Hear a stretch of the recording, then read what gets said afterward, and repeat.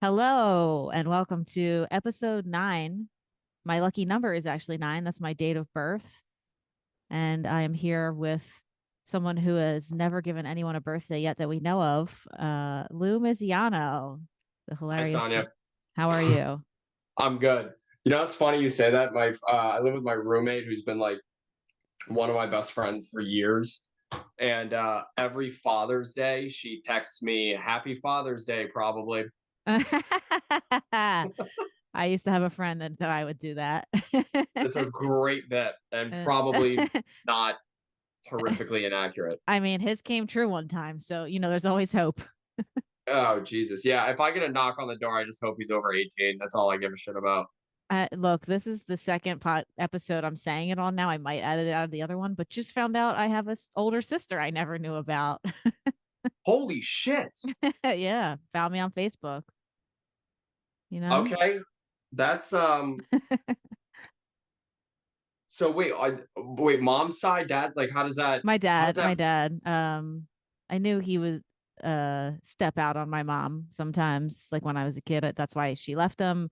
And so I just figured like whatever, it was probably my stepmom maybe, but turns out this girl was born January 1981 and I was born December 9th, 1981. And he was holy married to my mom at that time when she was technically born. holy shit. I mean, Uh, so like do you have like any desire or relationship to like or not to relationship, do you have any desire to like foster a relationship with this person? yeah, honestly, kind of. She seems nice and like she went out of her way to like tell me this whole like, oh, I think my mom and art, and dad basically at this point just hooked up. And it wasn't like a he left. It was just like the 80s and you couldn't find anybody again. If there was no Facebook, there was no cell phones. Once he moved, I don't know. I guess they just maybe the lady didn't even know. That's kind of how the girl, like the mom, didn't even really know who it was Right. for Dude, cell phones years. really fucked up Illegitimate. like the shitty dad. Not Yeah. not not it's like, man, it's gonna be so hard to have three different families now that they can all talk to me whenever they want. Yeah, you have to like take care of them all now. Yeah, I know. I always thought the technology made like cheating easier, but it's kind of made it way harder now that I think about it. um, yeah, I think it's definitely way easier to get caught, I would say. Oh my God, that is, dude, a similar thing happened in my family where my dad used to always joke about if one day you get a knock on the door and some older guy says that he's your brother, he's probably right. And then it fucking happened. Hey, hey. Wild, dude. Wild. I'm like, all right, go for it, I guess. Hey, you know what? Live your truth. Yeah. Wait, so where is she? Like, what did she do? What do you know about her? She's like a lady. She just has kids and has a job and lives with a husband and in South Jersey. She does kind of want to meet, and I'm kind of interested to meet her. I Oh, mean, so she's pretty close. yeah, she that's why it like makes sense because like I live right across from Trenton, sort of where that is, and that's where my dad like when we were younger, same area, and Right. so they just met in Trenton at one point. She had a story about meeting at some toy store in Trenton, and the mom and my dad, and then our dad. It's so weird because I've That always is said I weird. was the oldest. I've always been like, oh, I'm the oldest of all my siblings from both sides. Right. So I'm suddenly not the oldest. That is also weird too, how it's like, you share the same dad, you were both born at the same, almost pretty much the same time, but you like the paths that you both took in life completely different. Like Yeah. she's married and has kids, and you have purple hair and a podcast. that, that I It's talk like, about her on. yeah, I know, right? This perfect stranger that I'm exposing our secrets to the world. Right. So wait, But are you? So you're an aunt. I am. And then I just actually became an aunt. I thought I was an aunt for the first time for one of my Right. sisters just had a baby in January 11th. And Oh, congrats. yeah, thank you. And I was like, oh, all excited. And now I'm suddenly that's like, oh, okay. Now I have two nephews.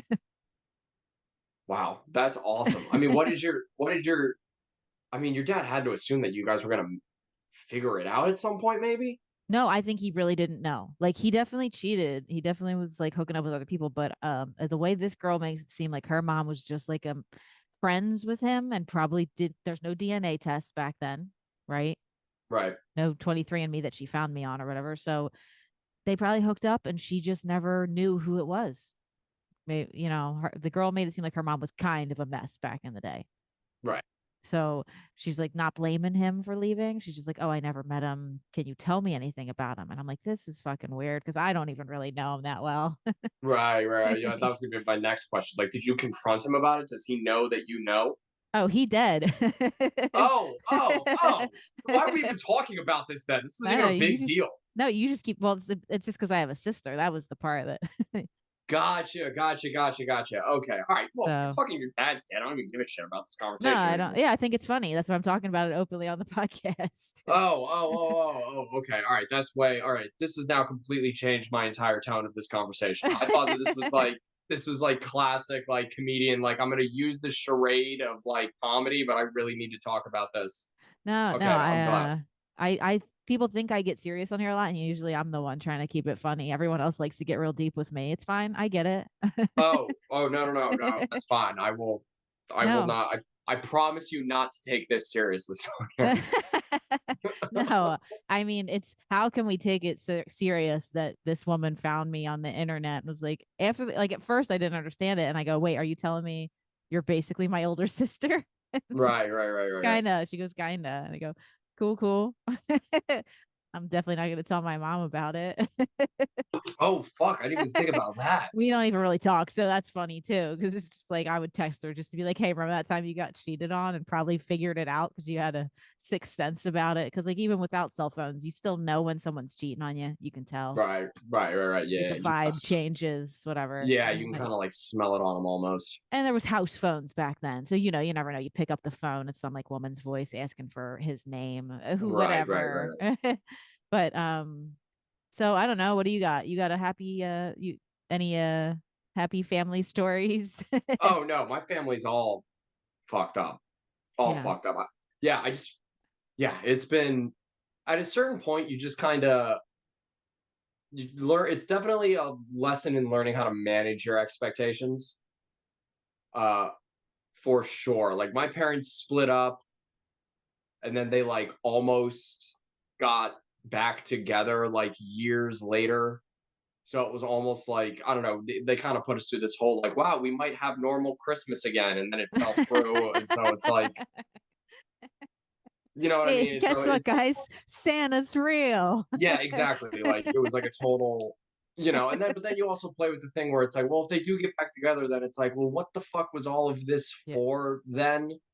And like, as I get older in life, I've kind of realized that I don't know, when you're younger, you kind of view your parents as these like at least the way that I grew up, almost like these infallible like gods almost. Like not in the sense that they like know all the answers, but like they lived such a completely radically different existence than we do. Like you almost like they're not people. You know what I mean? Like for the longest time you don't view your parents as people. And then you get older and like I don't know how old you are, but like I'm in my early 30s, and now I realize that I'm like, dude, your parents are just like you. They wake up and they do the best they can with whatever they're given to work with. And honestly, sometimes they're fucking shitty, and that's Yeah. just kind of the pill you have to swallow as you get older in life. Yeah, I mean, honestly, I'll say you don't look a day over 42, if I'm being real with you. Thank you very much. My liver is 127 years old. Yes. I think you're right on that. And like a little bit to where you kind of go, okay, these people can do no wrong. They know it all. But Right. then you get to, like you said, you get to be their age. And like I can barely get my own self to work on time sometimes to then have to add kids to the mix. You and I, we don't have that thing. I look at my friends that have kids and I go, what? How do you even Yeah. exist? So how of course some days you're going to be depressed or pissed off or whatever and try your best not to pass that on to this little person that lives in your house that hears everything and feels everything you say and takes it like internally, because if your parents mad and you don't know why, you don't understand why they just snap at you, you just go and go cry in your room or whatever. Right. You don't, and Yeah, exactly. the parent probably thinks nothing of it, like, oh, they'll get over it, and then like you're still sitting here thinking about it at 32 or whatever. It's like, Yeah. Well, it's weird too, especially with, like, you mentioned, like, your friends having kids and stuff, and it's like, I think there's this part of my brain that is just gonna be permanently 24 for the rest of my life, mine like, mine's yeah. 27, but yes. Okay, alright, yeah, yeah, yeah. So it's like, I've done a lot of growing up the past few years. I'm like, very, somewhat proud of the person that I've become, but there's always that part of my brain that's like, dude, I'm here to fuck shit up. Like, let's go. So, like, when I have like my peers, like people that I went to high school with, be like, oh, we're like expecting our second kid, there's still that part of my brain that's like, oh, we're so young. And it's like, nah, you're really not, dude. Yeah. um Time is so infinite that sometimes we think it's like, I hate when people say I'm young, but then I go, wait a minute, I am kind of, you know what I Yeah. mean? Well, it's also it's a matter of perspective too. It's like, I've always thought that I was young, and it's like, I was hung out with older people, and I still hang out with people that are much older than I am, but now I'm at that age now where it's like, dude, I wait tables and some of the bussers are 17 and they look at me like I lived through the Great War. Like, it's insane. Yeah, when I see like football quarterbacks that are whatever 15 years younger than me, and that's sort of an old one at that point.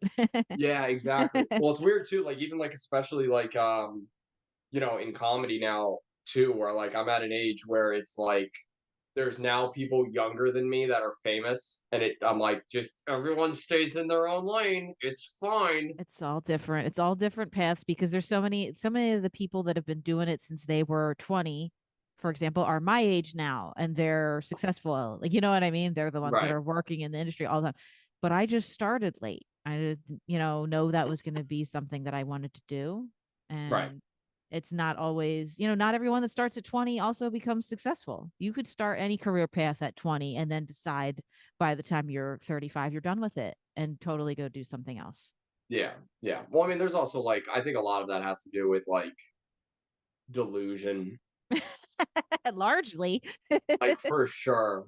You know, it's like I know a lot of people that are like, I'm really good at this. I'm like, yeah, you're okay, cool. I'm glad you said that, because the internet contributes to this delusion, I think. Oh, Large, it is brutal.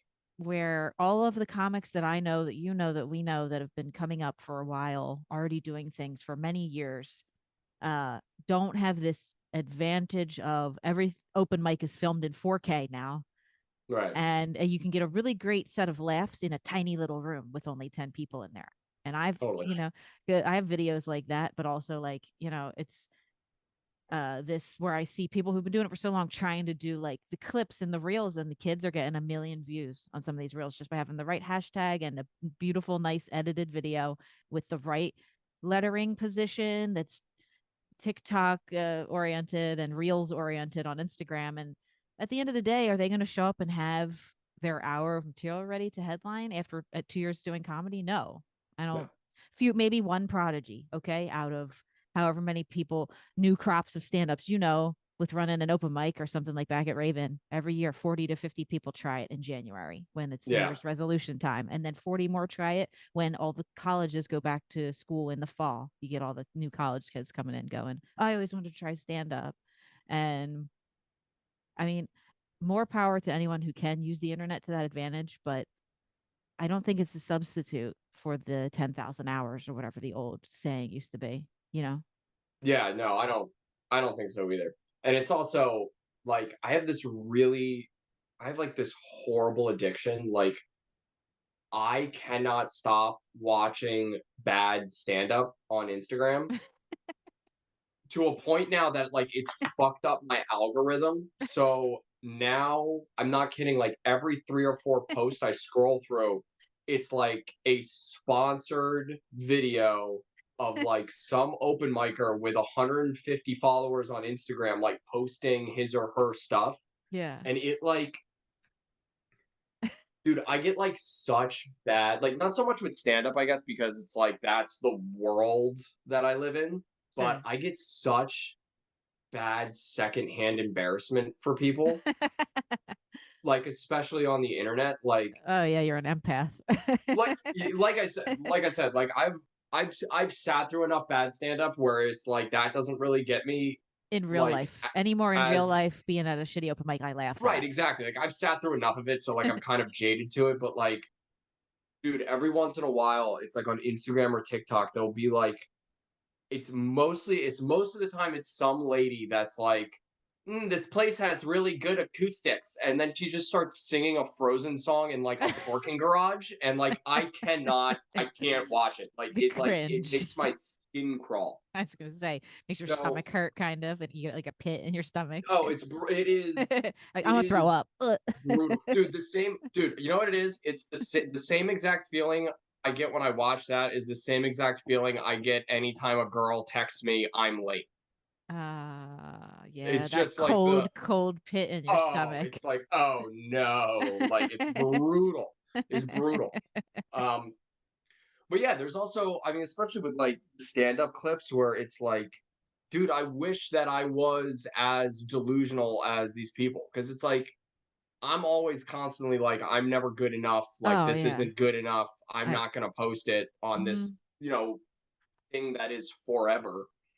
I Forever. wish, yeah, I wish that I was dumb. I wish I was dumber. And that way you could just have the blind confidence to just put your shit out there. Whoop. Yeah. Yeah. I know exactly what you mean because I had a video from Punchline that I, hosted a showcase or whatever, and they sent it to me, and I was gonna edit like a clip, like a 30-second, and I was like, just like I was like with the smaller room aspect too, and Punchline being such a big acoustic room, you don't always get the best sound in there. Totally. Even though they have the crowd mic'd up now when they do the recordings for you, but it's just like I'm like, man, these people have these videos with this like bold laughter at this, not even a joke most of the time. It's just a little Yeah. bit of, you know what I noticed ever since COVID and TikTok and the rise of the crowd work videos, newer comics are so bold and brave to go do crowd work and just talk to people. Right. Whereas I was always, okay, stick to your material, just get up and do your jokes, just be funny. Riffing is one thing. Well, I'll come up with something off the top of my head. But now, because of after hosting Raven for so long and hosting shows and doing this and that, hosting my own shows, I don't mind doing crowd work. I'm good at it. I'm okay at it. Right. But I don't really Right. need to because I'm up there doing my jokes. Right. A lot of other people just come out with just, hey, what's up? What are you doing? What's going on over here? What is this table doing? What are you guys talking about? Yada, yada, yada. And so, some people like that now. They like being like Right. interactive into part of the show. Yeah, I mean, it's not a bad skill to have. I definitely think that I mean, I haven't personally experienced it, but I have heard stories of because those are the clips that go viral that a lot more people are going to stand-up shows thinking that it's like a lot more interactive than it really is. Yeah. Um, I think it's a smart. So the one thing that I heard that I really liked was I heard that Sam Morril and Joe List, what they'll do is they'll do their hours at a club, Yeah. and then once it's done, like the last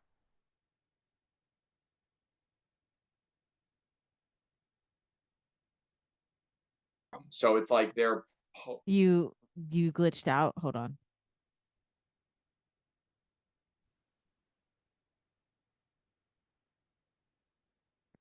Okay. All right. I think it's back. Every once in a while, the okay, internet will just kick. Uh, so the whatever. last thing I you get it. said was, so you said like Joe List and Sam Morril both do their. That was it. That was all I got. Yeah. So they'll both do this is just what I've heard. So what they'll do is they'll do an hour and then they'll do like a 10-minute Q&A at the end. Yeah. So what's happening is that's where they're getting their like crowd work clips from, which I think is really smart because it's a good way to like showcase and promote your funny without having to burn any of your material. Sure. Um, which I like, which is really smart. But the problem is that like, yeah, you get someone that hasn't been doing this that long, all they see are, crowd work this, crowd work that. And it's like, I mean, I've seen people be able to do crowd work for like an hour. Sure. Uh, you know, good for you. But it's like I don't know. It's like you gotta be a jack of all trades, man, instead of a master of one, in my opinion. I agree with you, and that's I've seen Sam at Helium. He does, and a lot of headliners that I've seen, and I say this to some people and some of the comics that I see trying to do just crowd work. Go show up and watch a headliner. They do an hour, 40 minutes of material, and then I've always seen a lot of headliners do that 10-minute Q&A where they can talk and interact. Unless somebody heckles and they have Right. to do a crowd work, like I saw Dan Soder absolutely destroy some crowd work. Some person tried to reference Sean Gardini was hosting. Some person tried to reference Sean's joke while Soder was on stage, and he goes, "You think I listen to them while they're out here, like from the green That's room?" awesome. That's awesome. And then he ripped on the dude, and it was so funny, and it works so well. So that is like an example of when a heckler, but like the headliners don't go out of their way to sit there and go, "What's up with you?" unless they're Bobby Kelly, and he'll do stuff like that where he does almost all crowd work. Big J, a Right. lot of crowd work. They're known for that. They're good at it. And that's fine if you're good at it. But like they also didn't get there in 2 years. They've been out here 20 years. And I kind of, you know what I hate personally when I see people 2 years in thinking they should be where somebody like that is just because of the internet views they get on one video.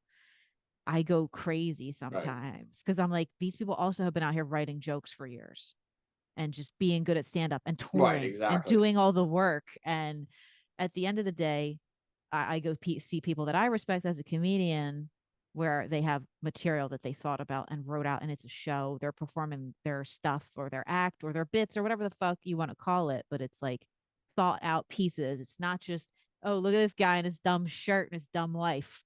And like, yeah, you can get laughs with Right. that, Right. Right. sure. Right. But also you can't reproduce the same show twice. So you could never do uh like a Netflix special unless you go, this is my crowd work special and people understand it's gonna be that. Right. But you don't just get that respect to just pull out a crowd work special for your first special usually. That could change. That could change, but I don't Yeah. know. Um Yeah. Sydney Gant actually gave me really good advice like years ago because he's always been really good at crowd work and just sort of like interacting with the audience and stuff. And I was kind of picking his brain one time, and he said the way he got good at crowd work was he made sure that his material was really strong because it gave him the confidence to kind of like go down the rabbit hole with an audience member because in the event that like it doesn't pop as well as he just wants, he knows that he has this thing like locked and loaded, like ready mhm. to go, Yeah, which I thought was really interesting. I agree. Sydney's very funny and I've seen him. I've hosted shows for him, work with Sydney, and it's I had somebody one time say something to me that was the best compliment I ever got. It was like somebody where I just did a 15-20 minute host set and he was doing this weird one-man show and he was like, "You're so good at going in and out of talking to the crowd and then back to material." And I was like, "Oh, that's so nice," because I never had anybody say it the way you just said it about Sydney, where that's the skill you're talking about being well-rounded because you're also really good at Right. roasting and emceeing and stuff. And like I don't love doing roasts. I can do them. I like judging them, but like it's there's all these different aspects to it. It's not just stand-up clips on the internet. That's not the whole job. Yeah, It's yeah, exactly, exactly. But I mean, but at the same time, though, like there is a part of me though that like needs to accept the fact that like it's not the whole job, but like it is part of the job now. Like now. you have to do it. And it's like I can sit here and rail against it all I want and refuse to do it because I think it's cringy and douchey. But it's like, but at the end of the day, it's like, dude, it's like that's the business we're in now. Like there's no way around it. Yeah. You cringy So and douchey, Lou? Never. I know, right? Crazy. Yeah, so I don't know. You're very funny. You're very kind of off the beaten path type of person. Um That's I appreciate it. so I want to know we'll do a quick thing before we take a break. I want to know off the beaten path. What's something I feel like you don't eat much besides cocaine and like your girlfriend's asshole. So uh if you do in the Well, odd the cocaine has severely disappeared in my life, which okay, good. is a good thing. Good. But Uh, you know, like I said, there's always that 24-year-old part of my brain. It's I always there. I hear you. So let's go back there for a minute. I like to talk about what people like to snack on when they're hungry and have a weird craving. So do you Okay, have right, yeah, right. See, yeah. yeah, no, go for it. Yeah, no, just do you have I like to know what do you like to eat besides all right, no more cocaine. You could just rub it on the gums. Right. That's what I do now. Um what would you say would be something that you eat that I or anyone listening that you would think, oh yeah, this is my weird thing I like to eat at night or my favorite thing to eat at night, but like someone else might go, that's totally disgusting or weird, dude. Oh, dude, I've thought about this for so long, and I've had this answer ready for like almost 10 years now. Okay, okay. Dude, it's bananas and sriracha. Oh. Yeah. Okay, how did this start? Dude, I'll tell you exactly how it started. It's like every morning, when I would make myself breakfast, I would do eggs and I'd slice up a banana and make some toast, and then I would squirt um, sriracha on the eggs. And every once in a while, a banana would come in contact with the sriracha, and I'd pop it in my mouth, and I'd be like, "This is not that bad."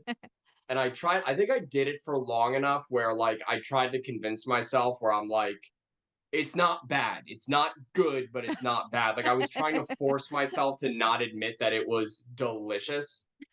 And and yeah, now when I make breakfast and I slice the banana and I cut the eggs, I just fucking wreck the whole plate with sriracha. Delicious, and I won't be judged for it. Okay. We're not judgy here. We actually love it. Love Yeah. weird snacks. We I've eaten judge the asses of people whose names I don't know. believe So I that. don't like sriracha and bananas does not phase me at all. Yeah, no, I like it because picky people drive me crazy. So I'll Oh talk to yeah, picky people and I'll deal with them. yeah. It's like, dude, you're a fucking grown up. You're gonna eat chicken nuggets for the rest of your life. Go live your life.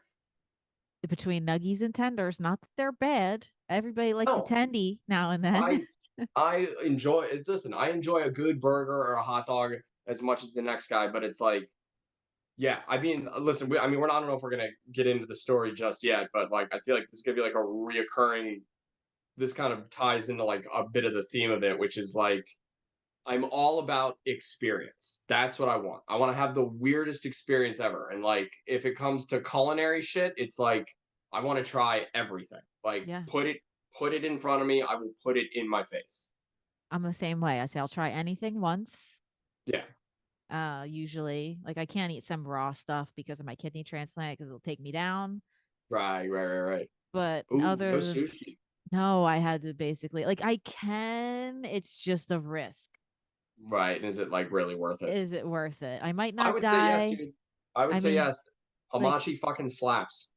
you know what? And I just started to, I never liked like the sliced up sashimi like that. And no, I'm not a big sashimi guy either. But I gotta have rice with it. there's a place by my house called A1 Japanese steakhouse. Fennel has a very funny fight story about inside of there. We all used to go there. Um Of course, Fennel gets in fights at at a restaurants. sushi Where restaurant, a sushi what do you hibachi mean you're restaurant. out? No, but they would do this sashimi like tuna, I think, with like sliced avocado and then just some like sesame seeds and Mm, masago on top. mm.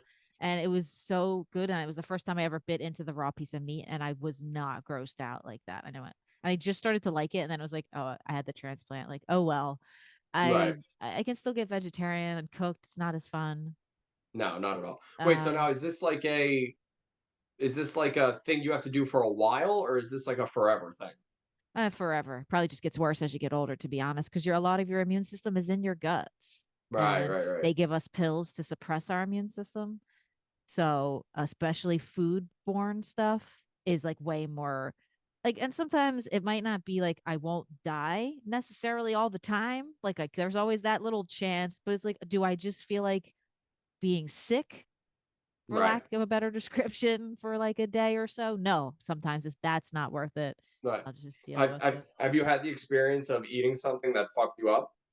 Yeah, I actually ordered an over easy egg at but not over easy. I try to explain to them the difference between over easy, over medium, and over hard, like almost fried. There's a way you can just cook it a little tiny bit where it's not all the way. It's hard to get. It's really hard to Right. get like a kind of a gel in the middle instead of a liquid.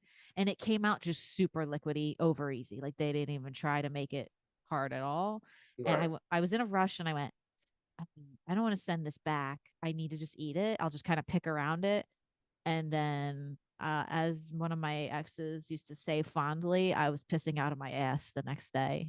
Ugh, brutal. It was just like, all right, that was those eggs. Damn it. Like I didn't, because I knew everything else I ate was at my house or relatively normal.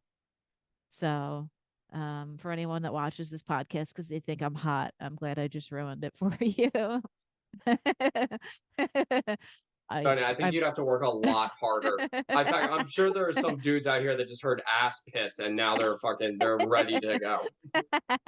I mean, look, we're gonna get there in the second half when we come back from the break Yeah, about no, some no, of these this is a kinks. this is gonna be a pro kink podcast. Yes, I mean, we're pro everything weird. So that goes right along with it. Even if I later in my later life have become more vanilla than I've ever been. Um, Interesting. I love a vanilla guy. Give me somebody with just wants to do like missionary and like girl on top is fancy for them. Oh wow. Okay. All right. No, we'll save it. We'll save Yeah, it. we'll save it. Folks, we'll be right back with my good friend here at Misiano. And we're back from the break. We were talking about the beginnings of kink in our existences. Uh, you were, how long ago is this story you're going to tell us about? Uh that's a good question. Probably like I was 25, 26, so probably like yeah, like 7 or 8 years ago, maybe. Okay, so when I first kind of, I feel like first started hanging around a lot, kind of. Yeah, I think that tracks. Um, I mean, if this helps for the timeline, this all started when Hannah Harkness and I were having a drink together at that room that Michelle Balloon used to run in No Libs. oh, like the little, like it was like Irish food or some weird like Yeah, but there was like this, tea yeah, it was like a house thing, bar. Yeah, something. it was a bar, and then like right next to it was like a really long showroom. Okay. Yeah, I don't know if that helps the timeline at all, I but just yeah, know, so yeah, I kind of remember that. So it was, yeah, that seems right. Either way, it doesn't matter. For the yeah. listeners, Hannah is very funny and has a podcast called Kate's Bunker. Oh, which I do a voice on. Oh, okay. Yeah, That's fun. yeah, it's a lot of yeah, it's maybe one of the most ridiculous things I've ever been a part of, but it's fun. All right. I'm gonna have to look for your episode. Yeah. No, yeah, I mean like I play like You're a recurring yeah, character. I'm like not a narrator, but I'm like kind of like you can't even hear it's me. She uses like a voice modulator on my voice. Okay. Um yeah, I kind of play like a sort of like super secret Illuminati, you never really see his face type of. Okay. That's funny. It's fun. Yeah, check that out. She's funny. So yeah, she used to run an open mic for a long time at the Troc and was around doing stuff. Right. Oh my god, I forgot about that. Yeah, I know. Wild. Um, Yeah.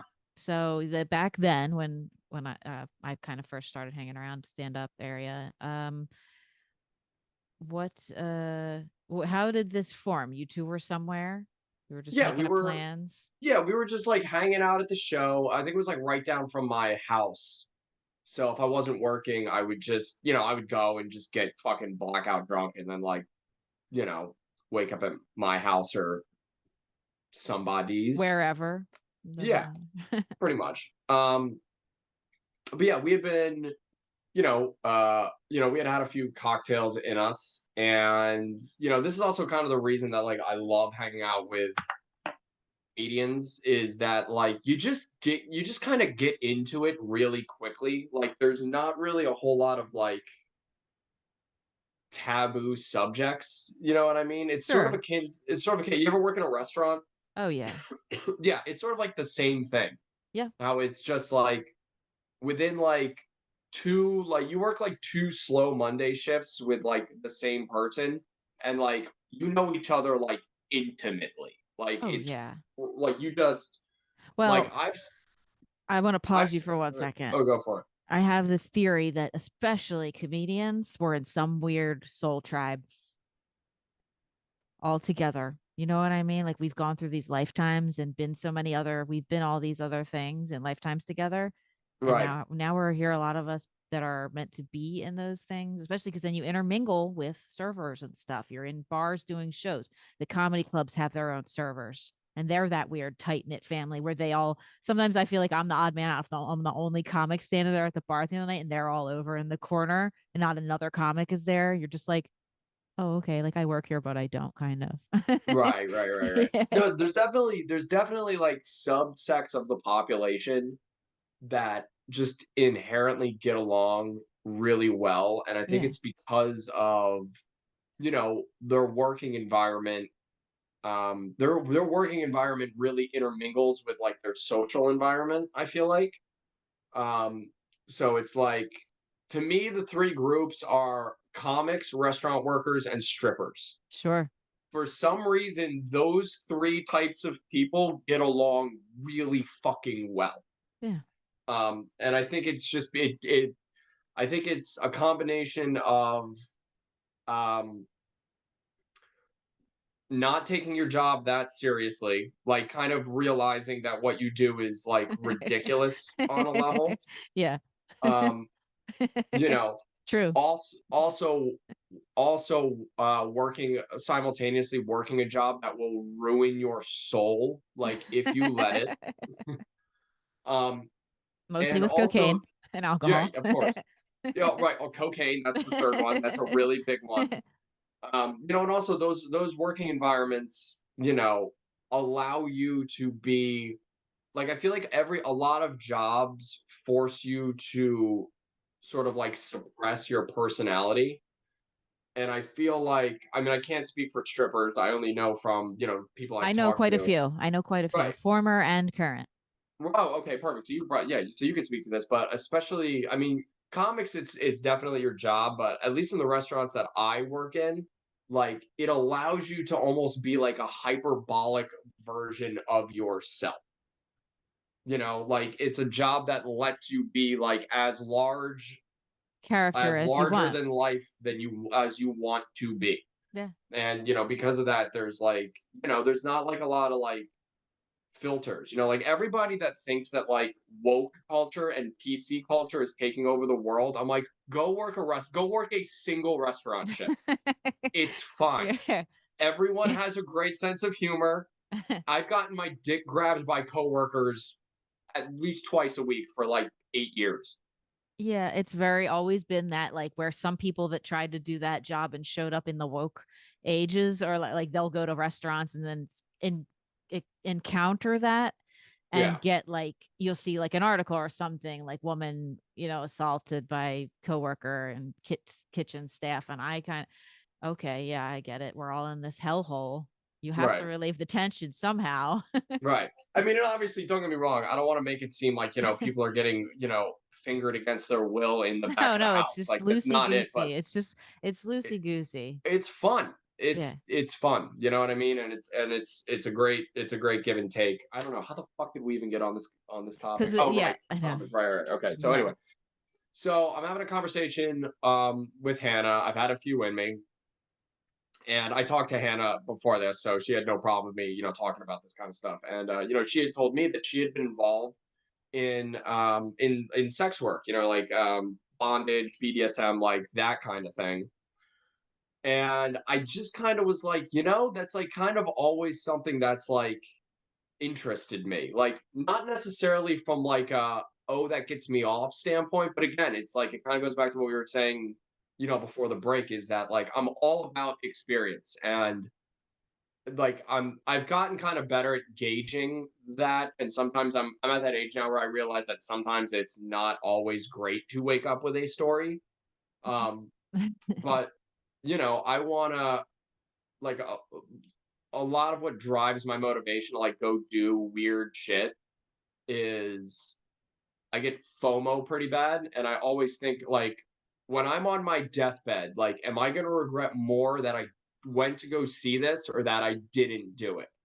Sure. And the answer for me is always like, I'm gonna regret it more if I don't go.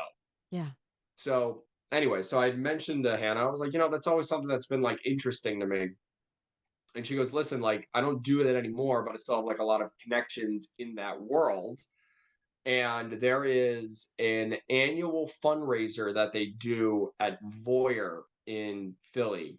And you know, if you're listening and you don't know what Voyeur is this massive Very club popular. Very popular. that takes place inside of a man's anus. It is the gayest place that you could possibly be. But with also Um, the most straight people in there. well, see that this is also the thing too that fucking pisses me off is I got I got in on this right before the wave kind of hit, which was if you're a straight guy, you can get laid, you can meet chicks and fuck them at gay clubs. And this Yeah. was like right at the cost. I was like, because like you know we're millennials, right? So like we're like the first generation of men to get pussy by being pussies. Mm-hmm. So yeah, so there was like we were on like the cutting edge of figuring it out of being like, dude, you can go to a gay club and get laid.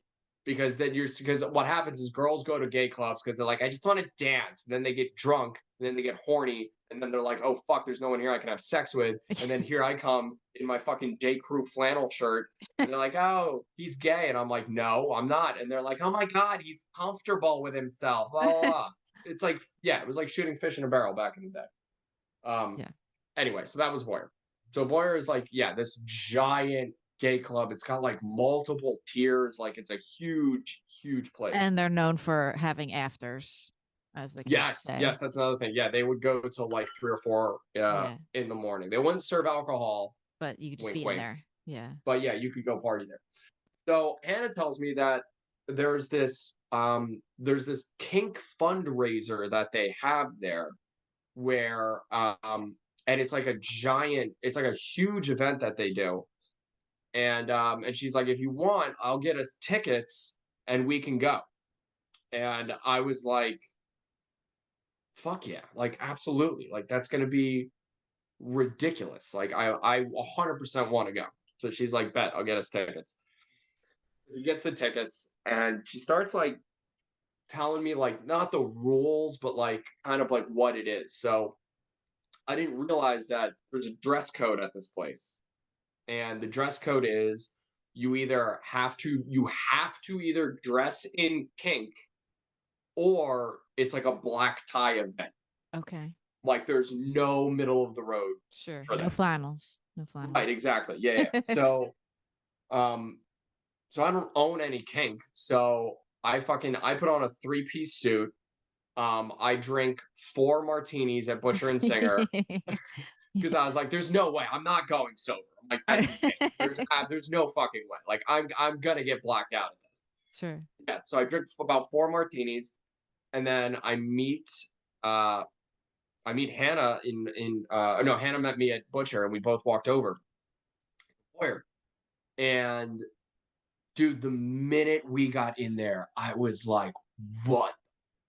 Fuck? And it's like I am not used to this world and also I'm a comic so it's like there's a part of me that like the minute I got in there I was like I can't do this just because I'm like I will laugh in everyone's face like there's no way I'm going to be able to take this like seriously so we go in and I'm not kidding the first thing we do as we get in there is we talk to this man who is dressed head to toe like a baby like I'm talking like a diaper Hmm. like one of those shirts that only comes down to his tits Yeah. like a giant bonnet like dressed like a baby Yep. and like he wasn't like doing like goo goo gaga shit either he would be like it was really funny because he would be like, "Yeah, my neighborhood's also getting pretty gentrified," and then he'd like pop a pacifier back in his mouth. So I'd be like, "Dude, what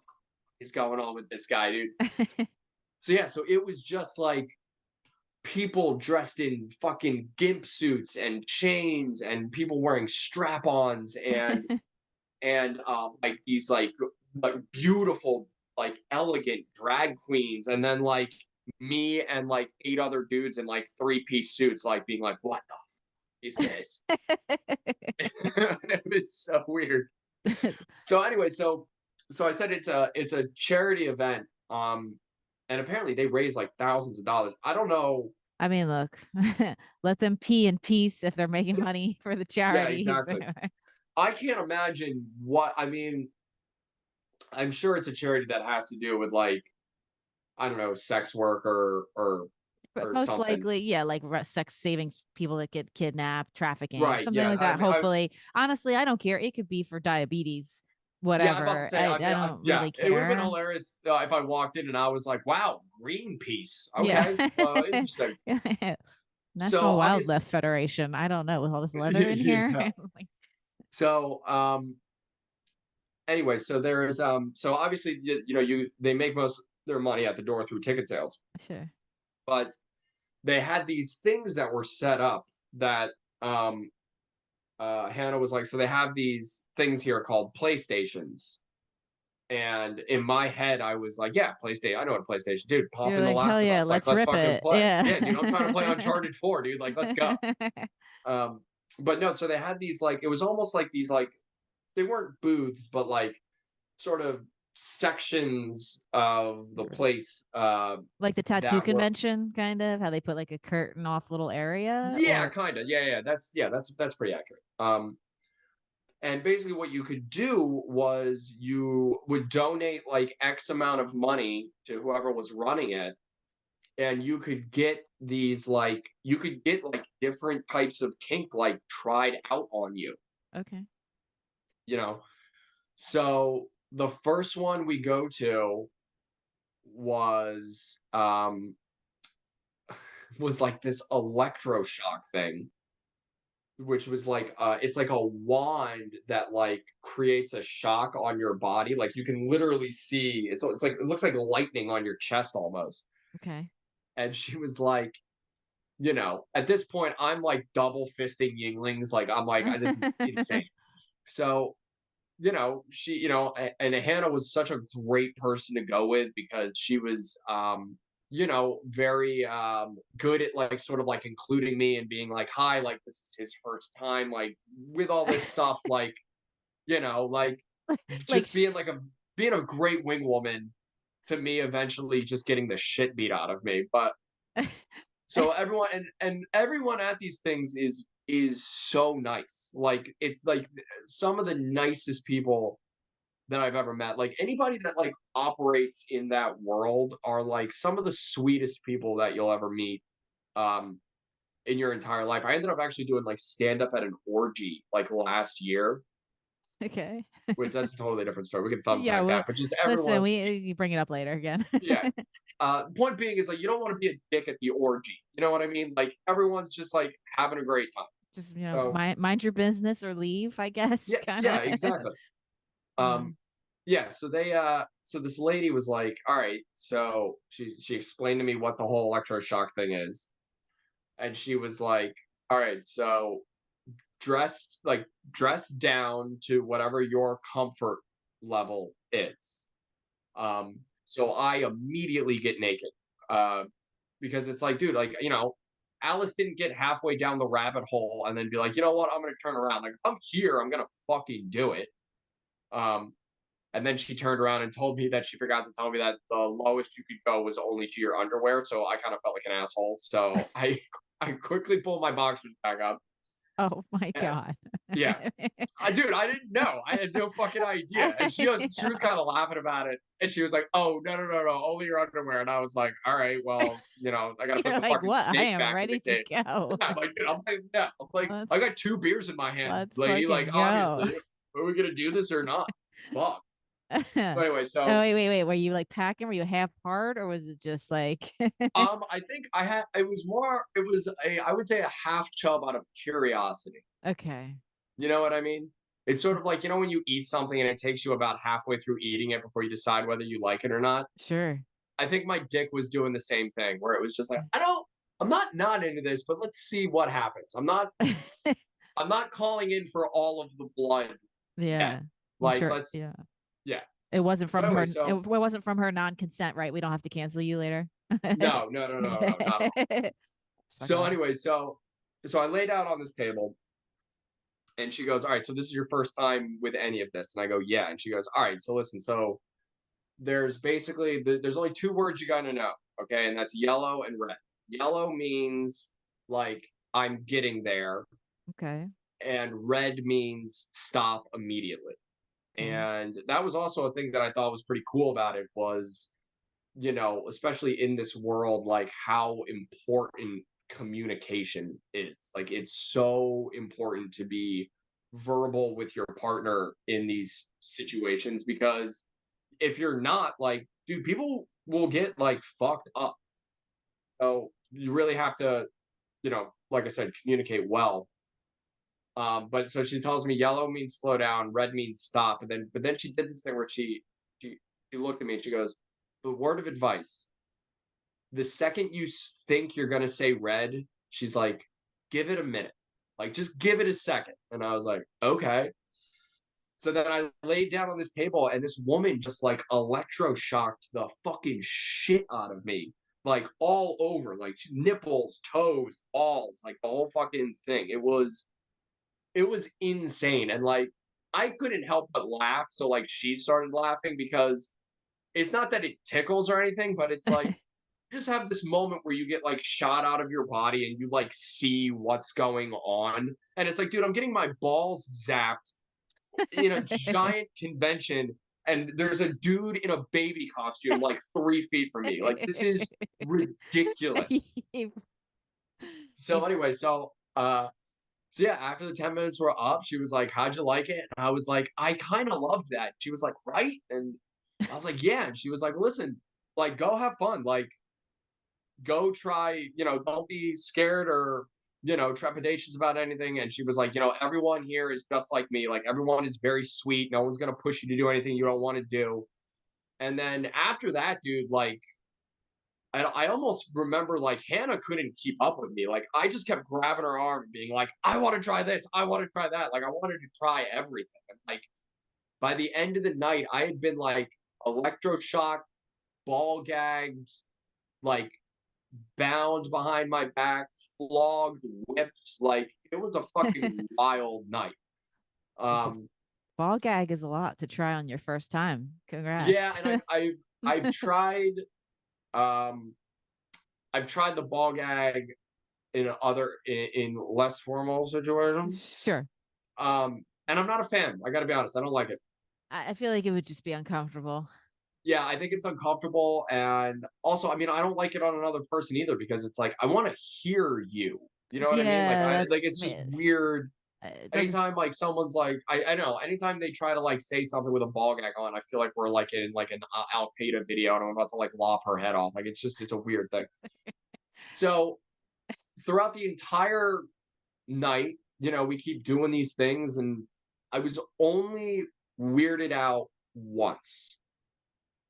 And what had happened was I realized that there were people whose kinks were so weird and intense that you didn't even realize that they were in the room. So downstairs was where the bar was, and there was like a dance floor and this little platform that you had to walk over to get to the bar. And I shit you not, I must have walked over this thing like half a dozen times before I realized that the center of this walkway is cut out in the middle, and there is just a guy in Ethan. all black laying in the middle of it and just getting stepped on all night. Oh, not what I Yeah, expected. yeah. Okay. And that was the one where I was like, "That's fucking weird. Like, I Yeah. don't get that." Yeah, like what kind of abuse did your parents do? Right. Like And also there was a part of me that I was like, I wonder what senator is there yeah, right now. Like, you know what I yeah. mean? Like, What senator? Yeah, yeah. no, it's I So that yeah. yeah, that was the only one that I was like, because everything else, like, I could wrap my head around. Like, even if I didn't, I mean, there were like some stuff where like that you weren't that was more like a display thing. Like it was more like a show than it was uh like stuff that you were able to do. Like there was some stuff there that was like this is like professional shit that like I didn't want to try. Like there was like like not what's like being like lifted, like being gagged, bound, and like lifted and Oh, shit, and the like hooks and yeah, that like kind of hooks and stuff. shit. Where I was like, all Yeah. right, Yeah, yeah, that's not my yeah. speed. Hmm. Um, but yeah, so then yeah, right before we left, um, Hannah's friend was there, and she wanted me to meet him, and he was a flogger, so like that like sort of like short whip that kind of has like the horse tails on it almost. Okay. It's like a whip I that know has what you're like a talking about. It's like yeah, yeah, yeah. a little ponytail on the whip. Right, yeah, yeah, yeah, exactly like that. And he was explaining what he does, and Hannah was like, "Oh, like, Lou, are you like down to like try that?" And I was like, "Yeah, definitely." And he was like, "Oh, I would love to, but like I already packed up my stuff." And Hannah was like, "Please, like it's his first time, like he's kind of into it, like can you do something for us?" And the guy was like, "Yeah, all right, fine." So then he like takes out this like whip and just kind of like whipped the shit out of me, Yeah. which that was my favorite, weirdly enough. But anyway, so the night ends.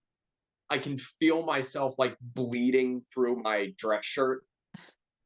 And so Hannah leaves, and I'm like hammered drunk in this like disheveled, fucked up tuxedo thing. And I went to go meet up with Joey Doc and John Del Calo. And I can't remember where they must have been at a bar or something. So I go and I meet up with them, and we're hanging out for like 20 minutes. And I can't remember if it was John or Joey, but one of them looks at me and they go, "Lou, are you okay?" And I go, "Yeah, why?" And they go, "I don't know. You just seem really calm." And I was like, I guess. I don't know. Yeah. So that was like, yeah. So it was one of the weirder nights of my life. And I could not have enjoyed it more. Like it was Okay. just such a total weird, almost psychedelic, like out of body experience. Like I never like that. I Especially before because you're then, like fucked up, especially if you're fucked up in any way and you're in there. right? Exactly, because then Like you you're like wake up the next morning because you're practically browned out the whole night. So you're like, did that even really just fucking happen? Like it was so far left from anything I had ever experienced in my life. It was such a sensory overload of what the fuck. Um, but that being said, it's Oh,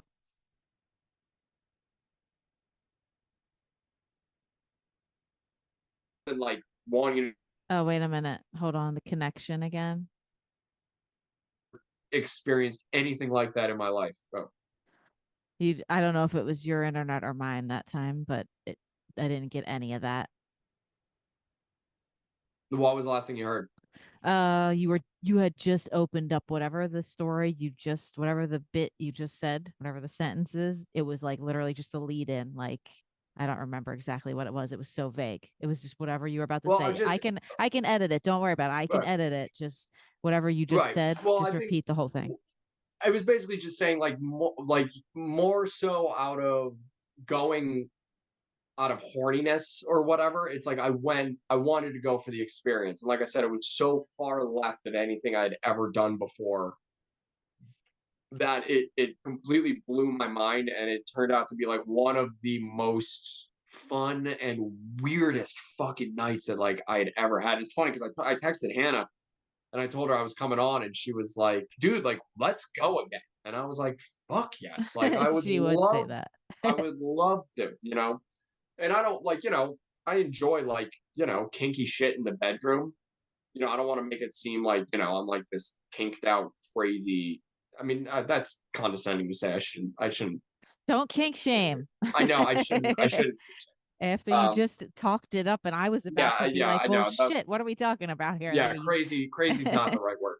no, Um, you but don't. no, I'm I not. get it. You're getting there. Like I said earlier, I honestly am like, would be totally happy with some guy who just was very like straightforward, basic. Wait, so Anymore.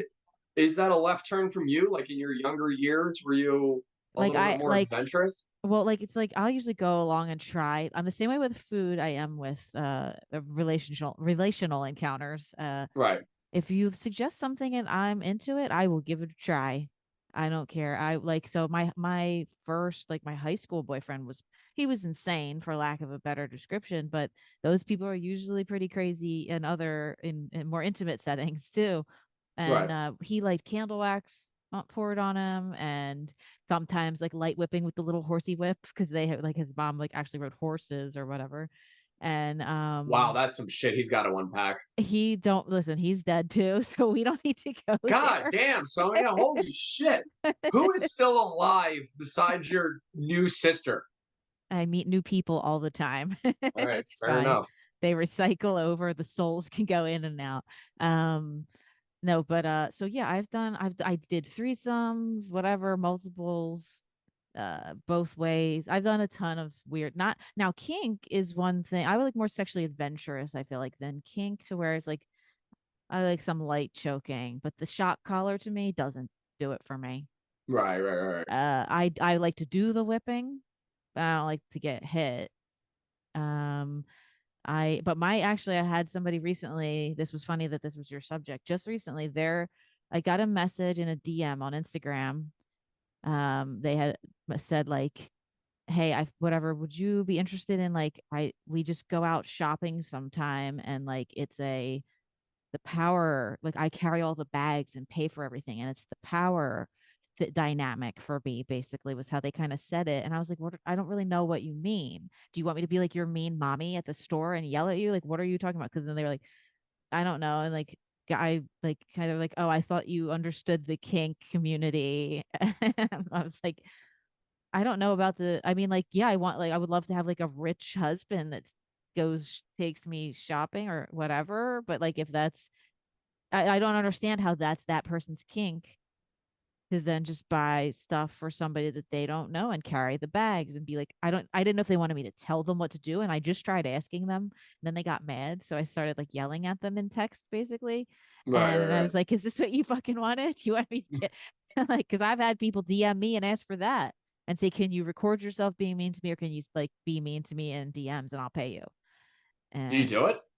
no, I didn't because I thought it was too kinky before. And I was kind of like, I don't know, what do I get out of that besides like a few dollars? But then I Right. realized after yelling at this person in the message, I was like, wait a minute, I love yelling at people. Did Yeah, anybody else I'm want to pay me surprised to this do isn't that? yeah, I'm surprised this isn't your main source of income. I need to get a hook into that part. So let's all go to this fucking kink thing. Let's get a hold of Hannah Yeah, and get this 100%. this kink thing going. I would show up. And now, did you have a release in this place? Were people having releases, or is it must you just lightly whipped and stuff, and then you get there with like a bulge in your pants and like zip your pants Yeah, back see, I up. was saying, so that was like the other thing that was slightly annoying. And I'm sure if I ran in those circles a little deeper, I'm sure that it would have worked out a different way. Yeah. But I mean, there are some people that are into just the kink part, but I left that place so fucking horny. Like I was losing my mind. That's what I mean. It's like Like, going to the strip club. Like when a dude goes to the strip club and they don't do certain like not most strip clubs don't do sex work in the back. We had one around here that did. right. But yeah, Yeah, you gotta just I can't imagine. That's like the one part that like I really couldn't wrap my head around where it's like I can't imagine getting like flogged for a while and then just like not fucking. Like that's crazy to me. But like, dude, some people like I mean even in like the kink community, it's like I've heard I've heard stories where it's like almost like kink and actual intercourse are like two completely different things. And it's just it's that world is just like it's yeah. very very interesting. Like some people just get off on like the denigration, is that the word, Yeah, yeah. degradation? Yeah, Yeah, because I told this person online, I was like, I'm not looking for sex. I don't even know what you look like. You have an anonymous picture. Like for me to even consider this, like, and they were like, just like, nope, just the power thing. It's just I guess they just pretend they have a girlfriend for an afternoon. yeah, I don't know, dude, that ends, I feel like, with him being like, does this smell like chloroform? Like I don't know if I I mean, if you were in a mall or something, what's the, you yeah, know, I guess, but yeah, I because don't know, that would that's that why would be I didn't do it yet. Yeah. But You know but what you got to do is you would do that, but then find another guy whose kink is like, I want to follow you from a distance and protect you from anything that happens. So now you're running two scams at the same time. honestly, the hero complex on that second one really interesting. 100%. Um yeah, so I have an article for us to talk about here somewhere. Interesting. Me. Yeah. Hopefully we can get to all of the topics in it. I found it. Look at our good friend Benny Franklin, Philadelphia legend. Uh God bless him. Wild kinks and perversions of 20. Hold on, I have to share my screen so everybody else can see it.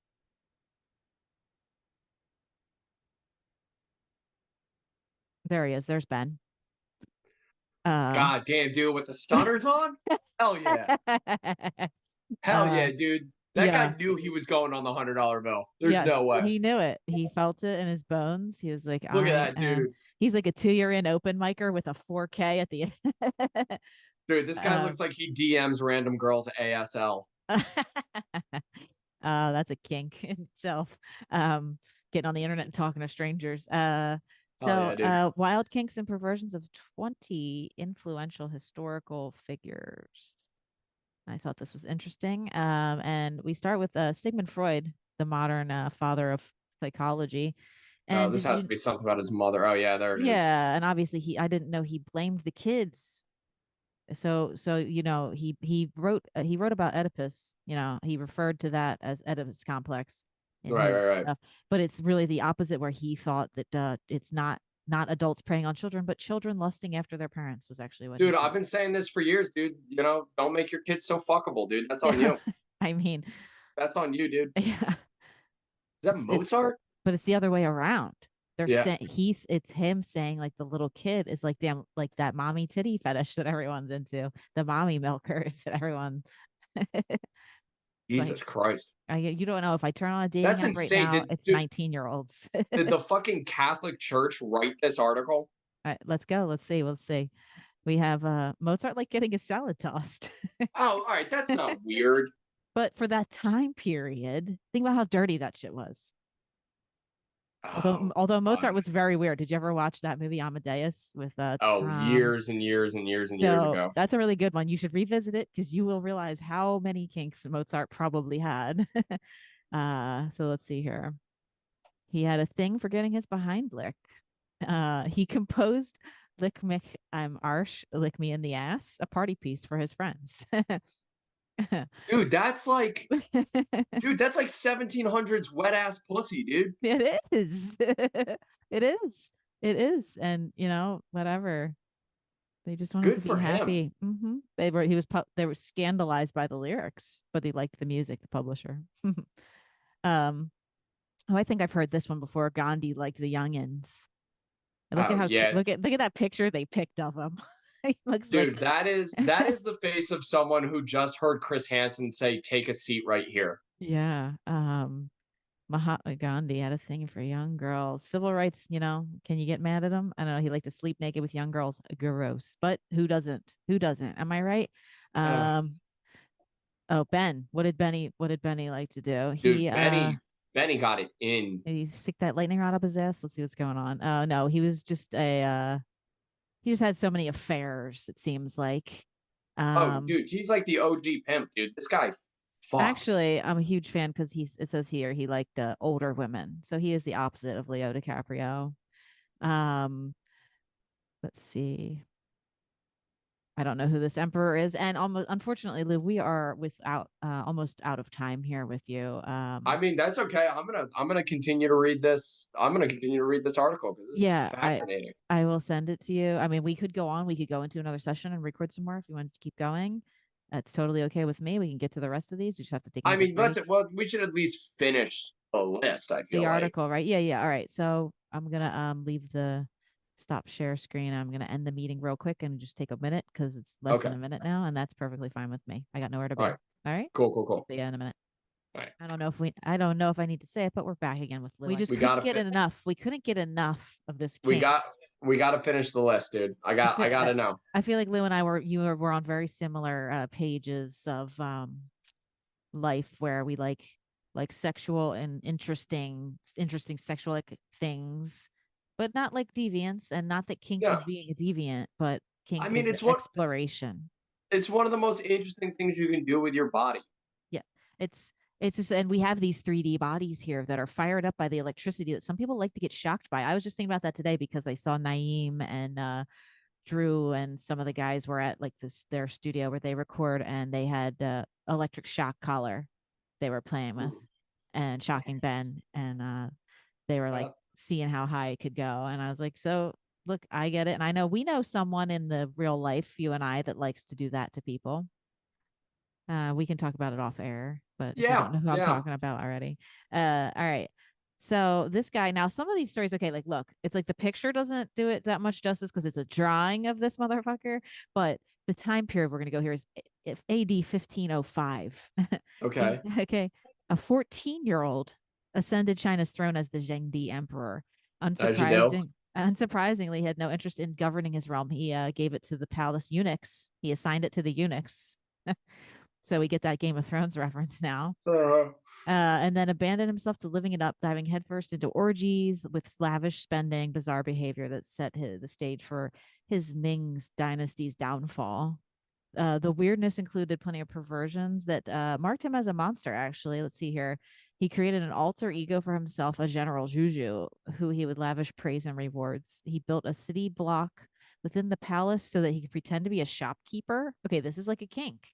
He's yeah, doing role playing. He's doing that's 1505 exactly what role it is. playing. He's like, I'm not an emperor. I am a humble shopkeeper. Would you like some bread today, sir? Right, right, right, Like, right, right. and like less innocent was his habit of taking his companions on thrill raids, bursting into the homes of wealthy citizens. Yes, violently seizing and kidnapping their daughters and holding them for ransom while the girls were ravished. Okay, I don't like that part, but it was 1505. What are we going to do about it now? Dude, he had me at bursting into homes of wealthy citizens and That was violently seizing people. that's I what was I on board. yeah. Yeah, I was into that, bursting into wealthy, especially back then, wealthy citizens' homes and just like scaring the shit out of them. Like, ah, yeah, they're just like, yeah. they like don't have anything. There's like just a candle burning in the corner. All right. He was let's see here. Oh no, his reign was cut short in 1521 when his pleasure barge capsized. He's like I mean, Kronk. He's like Kronk. Yes, if I could. isn't that how we all want to go, though? He drowned. Yeah, off on my pleasure barge. Well, I've had nightmares about drowning in the car. I've always had that nightmare, so I don't want to drown necessarily, Yeah, but I would like to be on a pleasure barge when I go out. I could go on a hail yeah, dude. of gunfire from like a overseas dispute with the Coast Guard, but Yeah, dude. He didn't even I want to drown in drown. water, dude. This guy drowned in cum for sure. Definitely pussy income and all kinds of things. Oh, I like this next one already. I don't know who is this? Do you know Who this? is this fucking Let's Bond villain? James Joyce. I don't know what he electric literature he's famous for. He Yeah, couldn't he wrote author of fuck what's Ulysses and Finnegan's that's Wake. it. That's it. Yeah. We used to have that Philly bar. Remember Finnegan's Wake? Oh my god. Oh yeah. The kink back then was just wearing a pop collar. Uh-huh. All right. Let's see here. Let's see, he's just like, oh, he got in trouble for being obscene, like explicit content. He was a total pervert though. He had a thing for a love of farts. He Yeah, loved I don't yeah, I don't get it. I don't get that. the people that were like selling the jarred ones and Yeah, stuff. dude, that's listen, fucking secure your bag. I'm not I hate judging, but But dude, sure, yeah, the people I that are don't. into it though, on the other end, on the receiving end of that, I don't. Dude, do you remember cake farts? Oh yeah, of course. Dude, Chocolate. I don't think a video's ever made me laugh harder in my life. Not when that debuted, because at the time of the internet, fledgling like viral videos, those are some of Yeah. the OG. That was one of those ones where you're just like, I've seen a lot of porn on this internet so far, Ugh. but I don't know if this is porn or art right now. Dude, listen, dude, if any Gen Zers are listening to this, do yourself a favor and look up cake farts. I don't think you'll ever laugh harder in your life. I like when I find out that Gen Zs have found some of these old videos that we saw first time and like are reacting to them now and loving them sometimes just as much in that creepy way. Oh, yeah, yeah, yeah. Dude, I But had like some 17-year-old be like, yo, did you ever see Mr. Hands? And I was like, dude, oh, I'm pretty sure I was the first person to see Mr. Hands, dude. Yeah. I know that made the rounds, and I know I was talking about that on a different podcast too with somebody last year, I think, and how, yeah, like I can't remember how old I was, not that young when I saw it, maybe 19, Yeah. but That's making the rounds. And it's funny to me because it's everything like resurfaces like fashion. So like Yeah, dude, horrible internet videos. I could not get through Two Girls One Cup. I couldn't do it. I never watched it all the way either. I didn't I want to. could not do it. No, That I it was too do. Oh much. yeah, that fucked me And up. I tried to go back and watch it recently, and it looks more fake than you remember. There could be a way they could be faking that. But Yeah, I'm not also, surprised. I mean, it's probably like when you watch like an action movie from the 80s and like when they were around, they were like, this is the realest thing I've ever seen. And then you rewatch it and you're like, all right, this is kind of stupid. I bet it's yeah. probably similar to that. The more like I've been on a few movie sets, different like and filming things. I feel like the more you see the behind the scenes of stuff, the more I can Right. tell with like an editor's eye, like that butthole could be an inch Right, right, up, right, right, right, more right. upwards. Yeah, All yeah, right. yeah. So let's see. This guy, he loved, let's see here. He loved them to distraction. I like this term for this guy loving farts is he loved them to distraction and could not get enough of them. Whether dishing them out, preferably on people's faces, or receiving them, farts made his day. Uh, there's an entire collection of letters he wrote about farts and farting. I mean, Uh, it is wonderful to fuck a farting woman when every fuck drives her out of one. Whenever he fuck, I don't get it, for, yeah, sir. me neither. Dude, yeah, he's one of those like authors where they're like, I'm really smart, and it's like, dude, why do you gotta write smart about farting on women, dude? Just let you don't gotta put your fucking little authory fucking English major bullshit on it, dude. Just say you fucking fart on women. Although this guy was fart positive, to be fair, Yeah, he talked about his girlfriend. I guess this girl Nora, whatever, that he could like smell her fart in a room and like know it was hers. Disgusting. Like is that Ivan the Terror? No, no, that no, no. is I Ibrahim the Mad. Ibrahim the Mad, a sultan who liked cow-like women. Oh yeah, What well, what does that mean? let's Like fat chicks? I guess, but let's see here. Let's see here. He was locked up at age 8 by his older brother in a place that was a secluded part of a harem, where potential successors to the throne were kept under house arrest, under surveillance from the outside world, to prevent intrigues and plots. Uh, while in the cage, let's see here, his brothers were all killed by the one by one until only he was left. It gave him trauma. Obviously, it says it messed with his mind. Yeah, Yeah, clearly. no shit. And it knows why he became as Abraham the Mad. Okay, what are we talking about here? What's this nutty behavior? Is feeding goldfish gold coins. Well, that's just wrong. Funny, but wrong. Yeah, um, let's see here. He assembled all the virgins, made them strip themselves naked, and neighing like a stallion ran amongst them, and as it were, ravished one or the other. So he pretended he was a horse, I guess, and then other oddness includes the time he got turned on by cows' genitals. All right, Mr. Hands, let's go. yeah. There you go. Had copies made of gold. He had a dildo made of gold of the cow's dick, okay, and sent them around the empire with orders to find the cow's genitals. Why didn't they say the cow's titties? It wasn't a cow's dick because it's a woman cow. Yeah, Duh. The yeah. That bull. doesn't The make any bull is sense. the boy cow. Right, I'm right, right. just stupid. So he would get the cow's titties made. He like ate titties at once, or however many they have. How many they have? 4, 6. I don't know. A 350-pound woman with matching parts was eventually found, and she became one of his favorite concubines. So he found some lady with 4 titties. Is that Dude, what they're saying? imagine being that woman and like one of this dude's like henchmen just shows up to your house and is like, listen, I've got the weirdest news for you. He's like, sir, in Indonesia, or like whatever. Yeah. It'll take 17 weeks for her to get here, but Jesus um, Christ. and then it turns out he went mad and then drowned, waited and drowned in sacks his entire harem. Well, that's not their fault. You wanted a harem, dude. Let them go.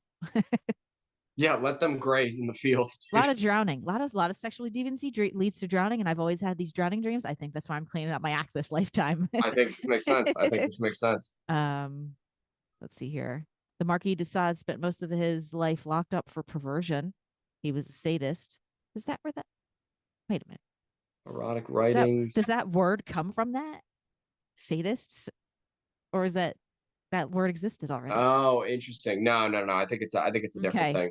Wow, Uh, dude, this guy fucked so much that they yeah, put him let's in see here. prison. Yeah, that's, he was so notorious for his sexual practices, perversions, and erotic writings that his term his name gave rise to the term sadist and sadism. Look at that. I'm There such you a go. wordsmith.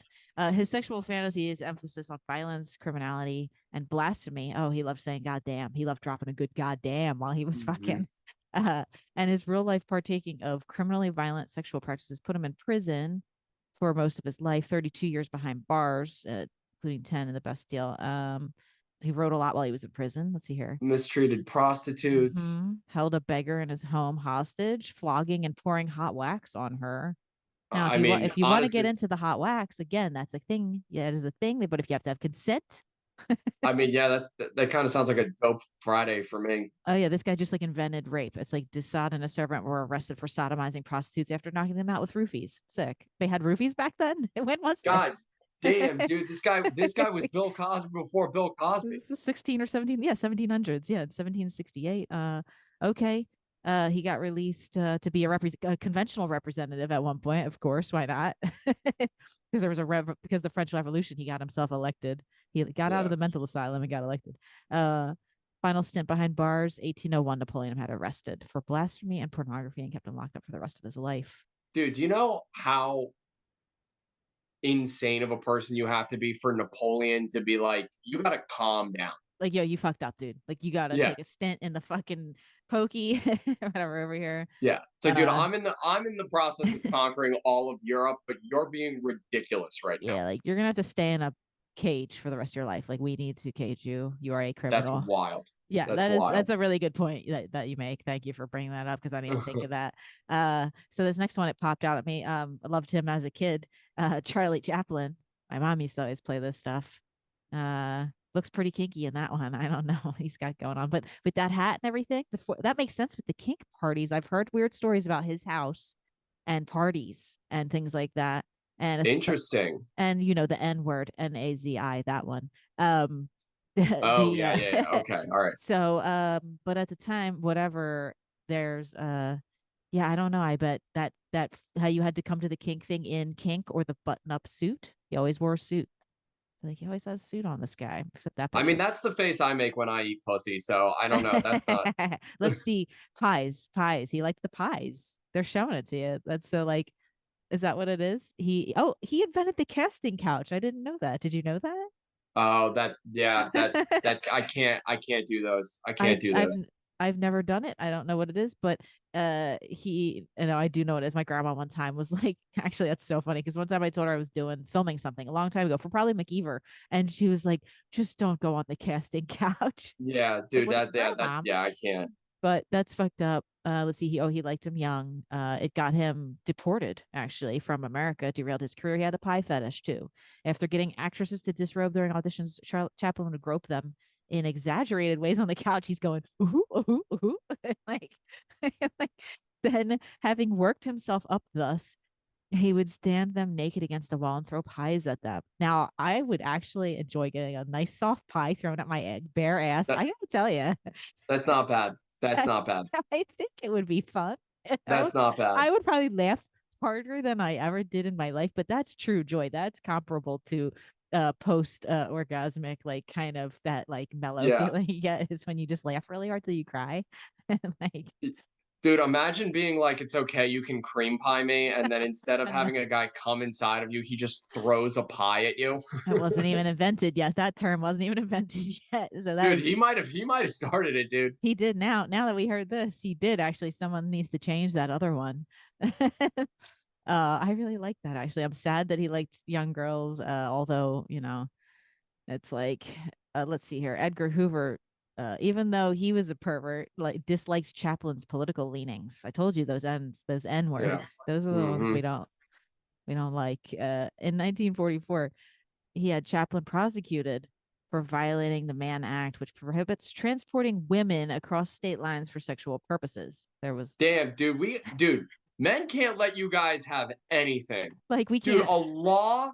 that a law that bans transportation of women for sexual purposes is still called the Mann Act. We cannot let y'all have shit, dude. This is a man's world, dude. That fucking rules. Honest to God, No, it doesn't rule. It does. That's not no. what I meant. It's fucking hilarious. It's so funny that, and then we thought we're progressive. It's 1944. This is like post women's suffrage, I think, and it's like, Yeah, dude. My dad was born 2 years after this. it's like you can vote, but also, all right. He was acquitted, but his reputation obviously was shit by then. In 1952, while he was out of the country, he got his visa revoked, and he just stayed in Switzerland for the rest of his life. I don't. I don't feel like I know who this is yet. Let's see. I The don't know. real Let's talk about his nose, though. Jesus. Hans Christian Andersen. Okay. The Guardian. The Guardian. I think he was a writer, right? Another author. The author of The Ugly Duckling. Oh, kids book. Right? Yeah. Is that a kids kind of story? The Danish author. Oh, he's Danish already. It's weird. Um, 1800s, pen plays, etc. Let's see here. Literary fairy tales. Yeah, I feel like I've heard maybe like we had some of those books when we were kids. I remember them. Oh, The Little Mermaid. He wrote The Little Mermaid. Love And that. has been obviously children have been enjoying those for centuries. Let's see here.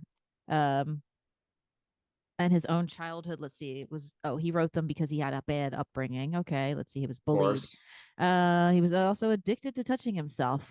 And when not doing that, he liked to talk to prostitutes and then rush back home to masturbate. I mean, naturally, it's what are you gonna do? You're either gonna get with the prostitute or you're gonna. Also, they're they're rolling this guy out because he liked to talk about jerking off. I'm like, this is just every comedian I've ever met. Yeah, I mean, let's because the next line, a celibate, comma Yeah, Anderson. so definitely every comedian I've ever met. Yeah, literally, Almost about 90%. including yeah, including me. Let's see here. Um, he not only did that a lot, we're also shaming his neurodiversion because I heard recently that jerking off can be a stim. So like, let's not. Oh, I'm autistic as fuck then, dude. Yeah. All right. It's like so let's see here. He kept records. Oh, he journaled his personal endeavors in quotes, describing and listing them with his diary with a pair of plus signs. Oh, I use little hearts when I used to keep a diary. There you go. That makes sense. um, okay, with sample descriptive entries reading. When they left, I had a doubly sensuous two plus signs. That's what the little sign is. I had a doubly sensuous. It's like that mean jerk off session? Yeah, Uh, that's exactly what it okay. is. All right. A sesh. All right. Let's see here. Yeah, and then in Paris, he would talk to prostitutes, which who naturally like were like wearing a lot. They were probably like just talking to him, having normal Yeah. conversations about everyday matters, and he would just rush Oh back to yeah, his dude. hotel. This is Jerk clearly off. like a guy reading way like this is atypical dude thinks a chick is into him Uh-huh. At the strip club. and yeah, yeah, exactly. That's exactly what this is. Yeah, all right. He's not so bad. Why he should have been further down on the list. He should have been Yeah, last. he's fine. All right, we got Lord Byron here. Let's see what Oh, his no shit. he had a love child with his sister. Oh, another Game of Thrones plot line.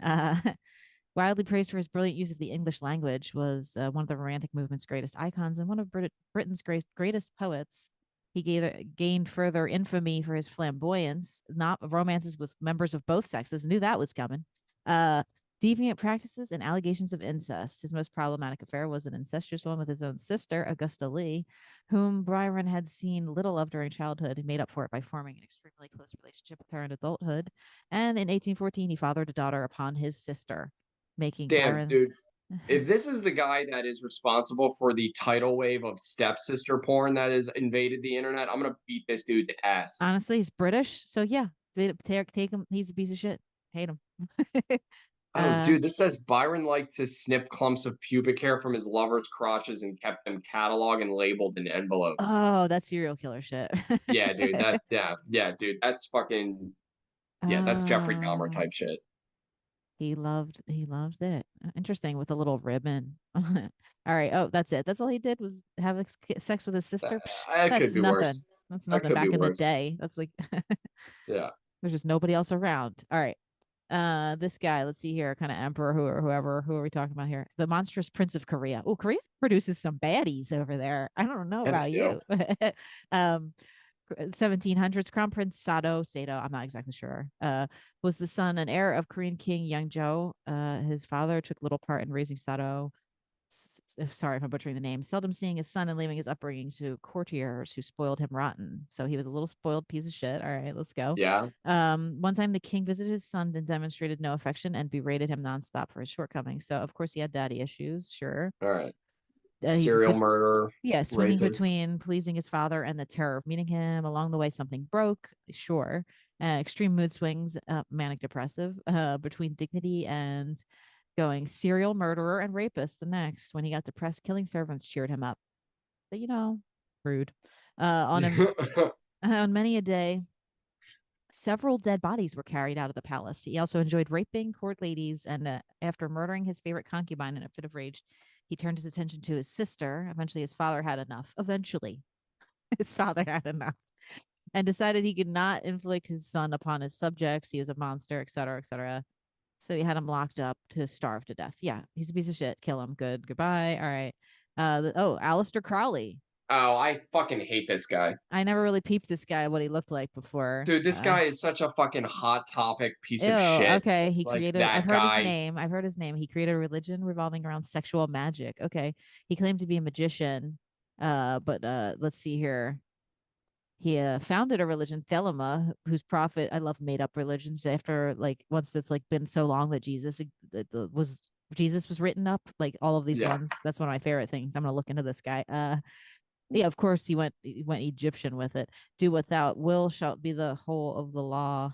Let's see Yeah, here. dude, this is just like early His magic was like 20th century it's fucking. cult. It was just a cult. Yeah, dude, this is just like Chris Angel being like, can I finger you? Late, yeah, like late, yeah, early 1900s. Yeah. His magic was just lots of sex with his followers, Bro, where which dude, he for which he fucking termed what Rasputin better be on this fucking list, dude. I know, right?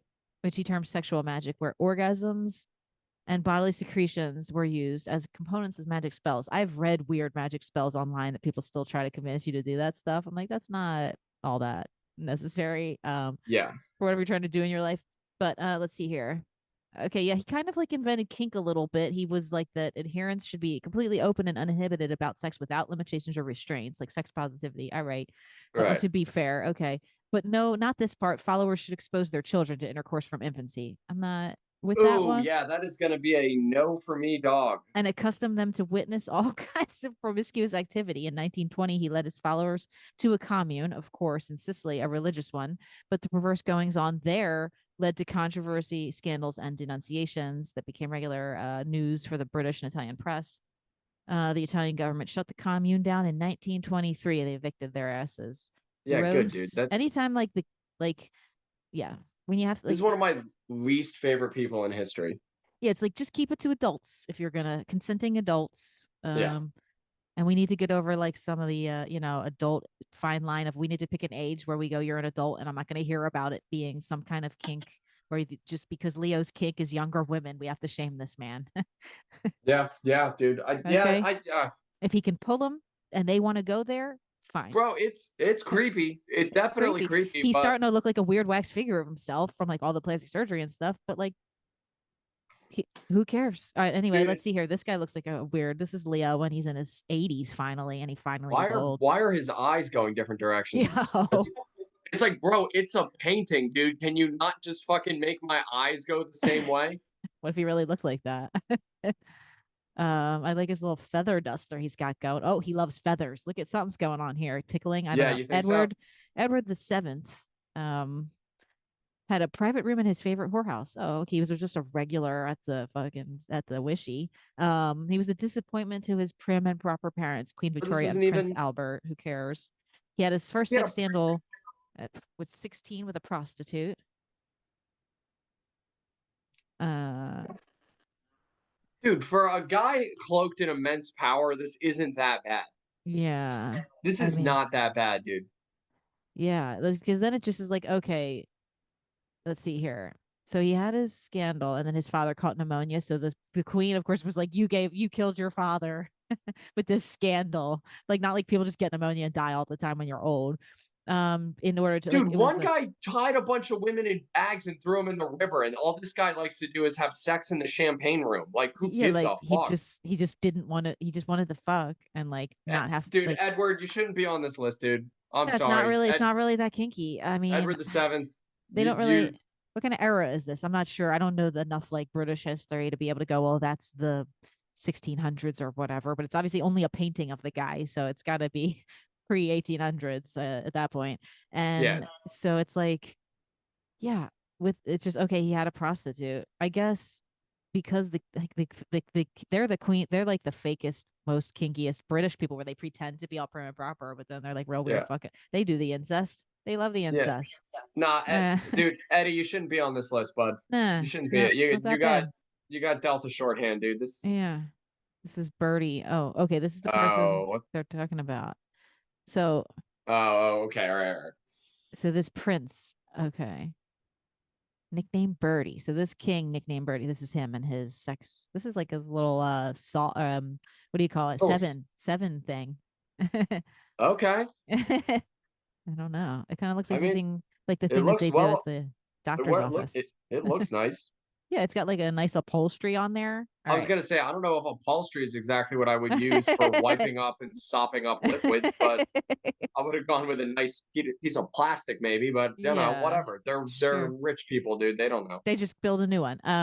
Oh, okay, let's see here. There's more about him. So he's what? He's a libertarian. Oh no, of course. Uh no, cheap hookers, whatever, liaisons, affairs, wife swapping orgies, whatever. He was down. Okay. He like prostitutes so much he had a permanent room decorated with his coat of arms. Ooh, that's like where like in Forrest Gump when she wears the college sweater and she's Yeah, in yeah, yeah, Playboy, yeah, you yeah, yeah. can't be putting the coat of arms up in there. I guess you can. Had the specially designed chair. Okay, that's his specially designed chair. By the 1890s, he was fat and out of shape, so he had the heavy duty love chair custom made to let him have sex without crushing his partners. Considerate, Dude, nice guy, honestly. that's what I'm saying, dude. This is back in a time where this guy could have just crushed people to death, come on them, and been fine. It seems like he's treating the prostitutes pretty nice compared But to he the. was just like, I need a chair. Yeah. Make me a fuck chair. I'm trying to picture it in my head to where he's like, I guess he's still just doing missionary if that's because he doesn't want to crush them. The girl on Well, top I wasn't mean, invented listen, yet. listen, I'm not a fat. I'm not necessarily a fat shamer, but it's Sure. like, yeah, dude, if you want to be that heavy, it's like you're gonna severely limit your positions. That's just Yeah. science, dude. There ain't shit you Yeah. can do about it. So it says he didn't crush them. He also, and it also positioned them just right for access with minimal exertion and contortions on his part. Okay. I get it. He invented the sex swing for lazy I people. love it. All right. All right. Who do we got Uh, here? is this Finally a chick. Caligula? Finally a Maybe. chick. No. No, no, Oh no. no, that's just like her leaving the this is a representation, I think, of King Herod, it says here. Marianne leaving the judgment seat of King Herod. So that he was I only know him from Jesus Christ Superstar, the biblical king who had relations with his wife's corpse for years. Okay, let's get to know King Herod. He's best known from the New Testament as the one who ordered the massacre of the innocents when Jesus was born and did a lot Oh, of so building projects. this isn't even like a real guy. It's yeah, theoretically, yes. Some of these people could have been real that are referenced in the Bible. That's the things. Some of them, the kings and stuff, like, yeah, maybe just because they tried. I don't know. I don't know. We don't know enough. But let's see. If he did, the story goes that one of some surviving heir from whatever dynasty, he married this chick and whatever, and then think about his relatives getting murdered because of it.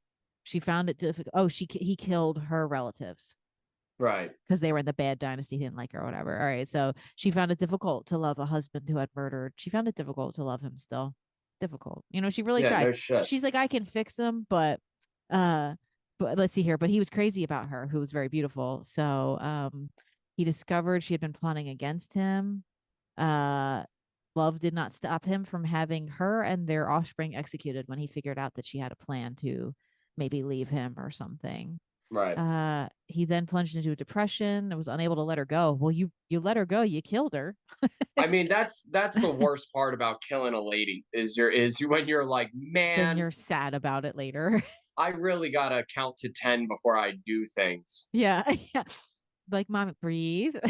Okay. And anyway, though, he had her corpse preserved in honey and kept fulfilling his animalistic desires with the cadaver for the next 7 years. Oh my God. I've been in bad relationships at the end of the day after 7 years, but Lord, I thought I had a problem letting go. um, no, that's too much for me. The honey doesn't help. It's not real. It's not real. Okay. Thank you. Name's That's Madison. how you know it's not real because the Yeah. honey preserving the body. This is Yeah. looks like, yeah, I think you're right. Oh, Jefferson. Oh, They all Jefferson. look the My same. bad. No, he looks like Sorry. just a famous Wrong, probably racist white guy. white My bad. asshole. Yeah. Oh yeah. He's actually Shane knows a ton of stories about him. So does Seamus. Yeah. Thomas Jefferson raped his dead wife's lookalike half sister when she was 14. I mean, dude, listen, he you have a right to pursuit of happiness, dude. Like All fucking these go for truths to it. be self-evident that God damn, dude. the life, liberty, and the pursuit of happiness. It made him happy. Let's see here. He raped his dead wife's lookalike half sister. Wait, And turned her wait. into a So this is sexual another. Wait a minute. concubine. This is another dead wife obsession. You boys need to move on. Yeah, I'm guy just sorry she's dead. Like if I widow someone someday, please don't rape my corpse. I don't like it. or rape someone that kind of looks like Or me. yeah, yeah, or kill whatever. Or Yeah, also just don't rape. Also, don't we could rape. also just do that. Just don't rape. But yeah, like don't. Yeah, like I mean, I get it if you want to. Like we have a type. I get it, but like don't. Don't rape. Yeah, Oh, let's dude, see here. yeah. And yeah, because he's so spoiled. He had this life of luxury from obviously so many slaves, and I believe he fucked a bunch of them and had kids, bear many kids. That's one of the things about him. Uh, but let's see here, and including a relative who he turned into a sexual concubine when she was 13 or 14. Sally Hemings, the half sister of Jefferson's wife, Martha Wales Jefferson. Having been fathered by Martha's father upon one of his slaves, she looked like the spitting image of her older half sister. And when Martha died, Thomas was struck by how much 9-year-old Sally resembled his deceased wife. So when she hit puberty, of course, he waited till she was about 13 or 14, too young to Also, this is like consent. post declaration. This So is it's not post like he did some declaration. fucked up shit and then got his shit together and then started doing awesome things. He It's was a piece of shit all the way through. because you know what this second sentence says? That all men are All created men are equal. created equal. We're gonna And lose a lot of apparently, listeners on this and one, but apparently my half sister's wife was also created almost equal. yeah, she's equal enough. It's still real to me, damn it.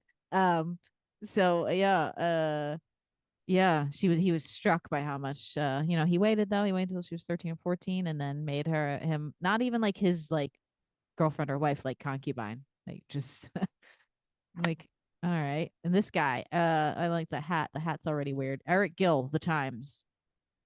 I don't know who he is, but he had incestuous relations with his sister and molested his maids and daughters. Well, Oh, that's yeah. yeah. What did he do? He was a sculptor, 18 Oh, late 1800s sculptor, printmaker, typeface designer whose fonts are still used today. Many fonts. That Times New Roman you use every day. I don't know yeah, it. yeah. That Arial, oh Arial bold. Let's see here. He was just whatever in like the late 1900s. Yeah, it sounds notable for the time. Obviously, we don't know him. Whatever. We don't want to know him because he's molesting people. So that's not somebody I would like to pay attention to. Yeah. Uh, this article really downplays a lot of these. It's just like class A pervert. Yeah, dude, this is not. He does Although not. this is it. He was into incest and bestiality. Oh, and pedophilia. Was addicted to prostitutes, liked to abuse his maids. One of his most famous sculptures, Ecstasy, depicts a couple passionately entwined. Okay, that's not that bad, but for the time, sure. The model was his sister. Okay, that's kind of bad. Yeah, there you go. With whom he had a lifelong incestuous Oh relationship, shit. and her Here he comes. husband, and her Here. husband. Oh, Some of his most celebrated artwork used his own prepubescent daughters as models who he liked to draw nude in oh. semi-erotic poses. Dude, here he comes. Here comes my boy. I could recognize that hair anywhere. There he Oh, is. There he oh, is, dude. oh, hell yeah. With stroking the beard, Rasputin, Dude, you called it. Rasputin, dude, getting it in. Rasputin, look at those eyes. Look at those eyeballs staring into Dude, my that guy soul is from that the guy. past. That those eyes have seen some buttholes, dude. They're looking like with one eye, like, This is one of the most fascinating people to have ever existed. Yeah, I didn't know. I had no idea. I've heard his name thrown around. Cult, Yeah, you should if you get another the cult chance, you should leader. yeah, you should read up on this guy. He's Okay. fucking unbelievable. They use the word lecher, notorious lecher in here. So Yeah. whenever somebody's called a lecher, but he led an extraordinary life. He was a womanizer. He was such a womanizer. That's what his nickname came from. Okay, for anybody that didn't know, I wasn't exactly sure, meaning the depraved in Russian. Yeah. Later in life, he had was able to soothe the suffering of a child, a hemophiliac. I'm not going to try Alexei Nikolaevich. I don't know the hemophiliac error. Um, with won him favor of his parents. And let's see here. I don't understand what that has to do with anything. It's just Well, like dude, he this helped. guy, he basically like weaseled his way into the Tsar's life and like pretty much ended up like running Russia into the Okay. All ground. right. So he did that. That has nothing to do with being kinky. Like, let's go here. History collection. What are we talking about? All right. So Yeah, but this guy fucked. he Like did. He that's felt all he okay. did. Religious sects known as the Clists who preached holy. That sounds like you're saying clit with a lisp. The Clists Yeah. who, I you know, who like to pre stimulate your clit, please. we had technical issues. We had to kick out and come back. We had to share screen here back. We were finishing up our wonderful discussion about Yes. the kinks of historical figures, and we were on Yep. number one of Lou's favorites, who he used to model his life after, actually. Rasputin, baby. Uh I'm gonna call this right now. I think number one is gonna be Caligula. oh, okay, because you were right about Rasputin being on there. You know enough of the trivia behind Yeah, I the think I'm willing to bet that Emperor kink. Caligula is number one. Okay, all right, let me just I closed out of it, so I had to get back up to it. We're gonna see pretty soon in 1 second here. We're gonna share where were we at? Was he number two? Oh, three. We're on We're on three. We're on Rasputin. three. No, I wanted to know Yeah. what number I wanted to know what number we were at so we could remind. Oh, all right. I'm gonna call the last two. Okay. I'm gonna say Genghis Khan It's and a I'm good gonna one. say Caligula. I think Okay. Caligula's one. Okay. All right. Let me see here. I hear myself. Fix that later. Fix that in post. All right. So we got Caligula. Boom, there he is. Caligula. Let's see here. Yeah, this Uh, guy was out of his fucking mind.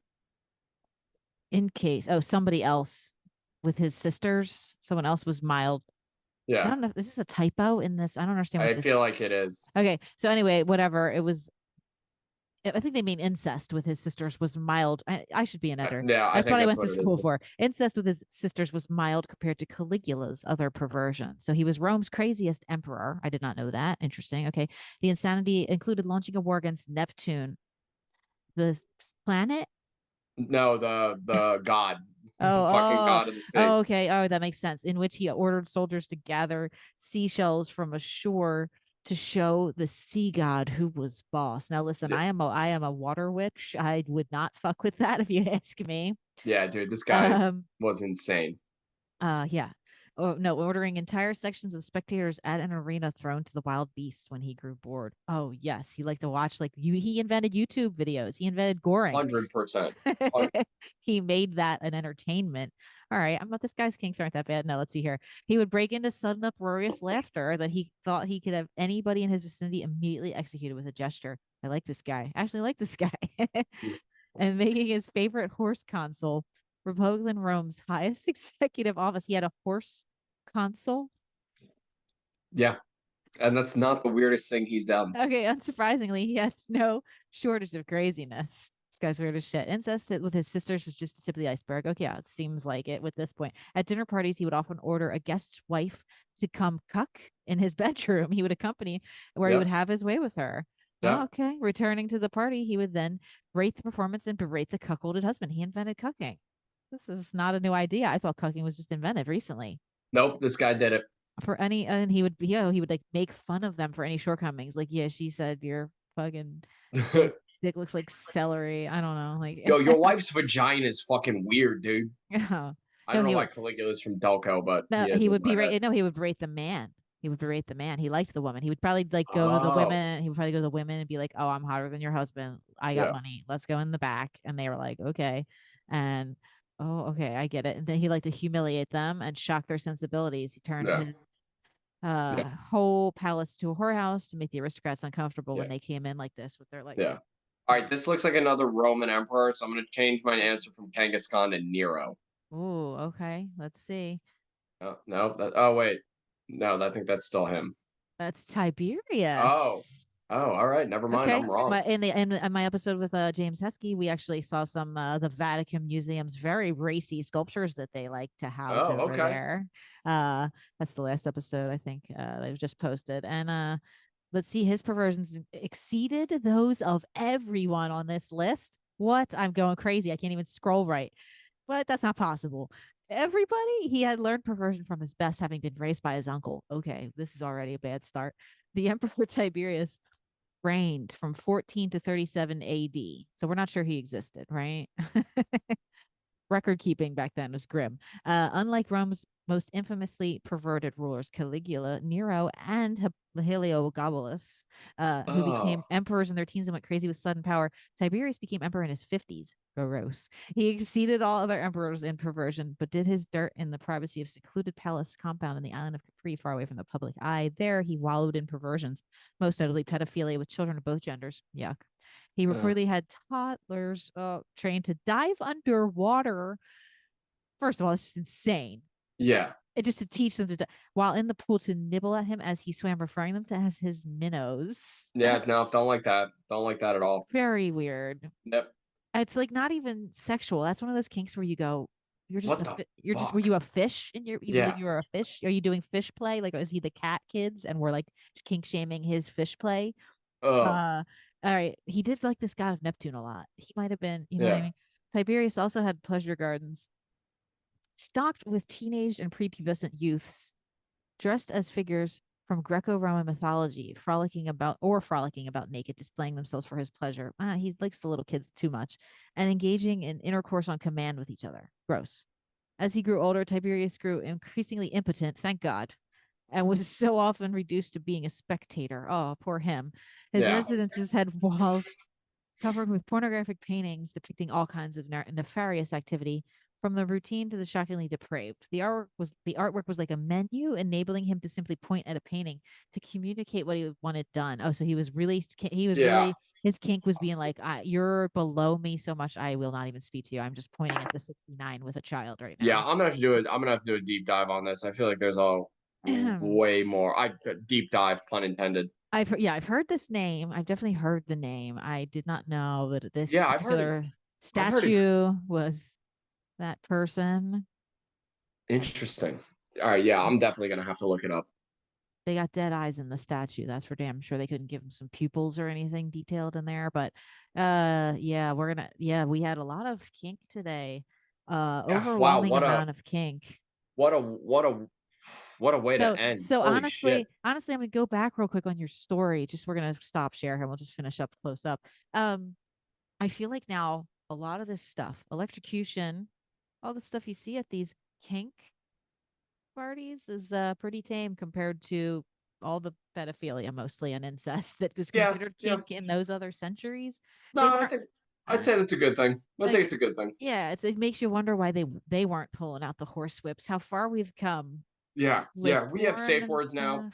and Yeah, where you need an ID to get in. It's good. That's a good thing. yeah, black tie event, you know what I Yeah, mean? yeah, yeah. Exactly. Not that those weren't wealthy events with the Charlie Chaplin and everything, but Lou, this has Yeah. been so fun. I'm sure everyone's gonna listen to this and just jerk off so many times, but like feel Can't bad wait. about it later. Cannot so, wait. we're touching on someone out there's kink. Unfortunately, that's I'm okay. We don't. sure we are. Uh, But yeah, dude, this was so much fun. Thank you so where much for having me. where can anyone listening or watching find you? You have a great podcast. Yeah, It's the Night Moves podcast Night with Moves. I do with Sean Preston and Tyler Rothrock. It's the dumbest thing on earth. So if you enjoy losing brain cells and laughing, I recommend giving it a shot. Yeah, I'm gonna have to talk to those guys soon. Get them on here. I'm sure they have weird They stories. yeah, they would love to do it. I'm So, sure all they would. right. And I'll put your socials and stuff in the bio if you want me to do that for you. Perfect. Awesome. And check Lou out. He is a king among men for quitting cocaine and perversion. Thank you. I All appreciate it. right. We'll talk to you soon. Have a good one, All Lou. right. See ya. Thanks, Tony. Bye bye.